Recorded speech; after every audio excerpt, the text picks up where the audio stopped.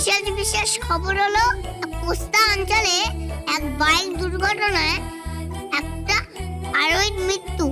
আজ দেশ জুড়ে মহাসমরে প্রখ্যাত খেলোয়াড়ে জন্মদিন পালন করা হলো। আজকের পরবর্তী খবর হচ্ছে, কসবা অঞ্চলে আজকে ডাকাতি হয়েছে। প্রত্যক্ষদর্শীদের কথায় ডাকাতরা দলের 4 জন ছিল। তারা একটা গাড়ি নিয়ে আসে। গাড়ি নিয়ে এসে ফ্ল্যাটে উঠে এক বৃদ্ধাকে জোর করে বেঁধে রেখে তার সোনা দানা টাকা নিয়ে প্রায় 7 লক্ষ টাকা লুট করে। আপনারা দেখে নিন। আমরা সেখানে প্রত্যেকের সাথে যোগাযোগ করছি। কমল, তুমি ওখানে কি পরিস্থিতি দেখছো?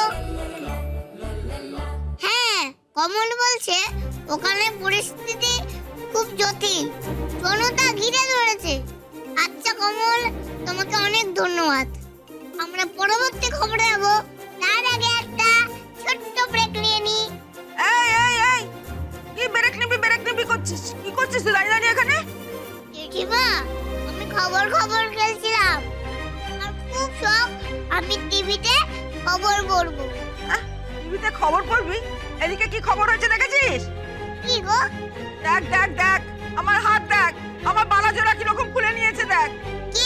কে আবার? ওই চম্পা বলে কিনা টাকা না পেলে আমার গলা নামিয়ে দেবে। মা, আমার খুব ভয় করছে মা, খুব ভয় করছে। আমারও কি কম ভয় করছে নাকি? একটা গুন্ডা, ডাকাতের রানী, খুনি ওর সঙ্গে আজ দেখা হলো আমার। চম্পা কিছু বলেছে নাকি? হ্যাঁ বলেছে তো। কি করবি তুই? কি করব? আমি কিচ্ছু করব না। যা করবে ওই বস্তির লোকেরা করবে। চম্পা কি বলেছে শুনে জেঠিমা? চম্পা বলেছে 2 দিনের মধ্যে ওর টাকা ফেরত দিতে হবে। আমি এখন কোত্থেকে টাকা ফেরত দেবো বলতো? আমি তো ওই টাকা দিয়ে গাড়ি কিনে ফেলেছি না। এখন যদি গাড়ি আমি বিক্রি করে দিই, পাড়া প্রতিবেশীরা আমাকে কি বলবে? এমনিতেই গাড়ি বেচলে গাড়ির দাম পাওয়া যায় না। মানুষ তো বলে গাড়ি কিনতে পাগল, বেচতে ছাগল।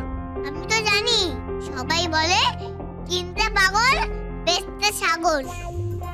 তুই এটাও জানিস? আমি বললাম না তোমাকে, আমি যা শুনি তাই মনে রাখি। কেউ আমাকে বলে ময়না পাখি, কেউ বলে আমাকে তোতা পাখি। আচ্ছা ঠিক আছে, এখন কি করা যায় সেটা বল না। এই রাখি, এটা কর না রে। চিন্তা করো না, দাঁড়াও, দাদাকে আসতে দাও, জেঠুকে আসতে দাও, তারপর খাওয়ার টেবিলে বসে আলোচনা করে নেব। কি আলোচনা করবি খাবার টেবিলে?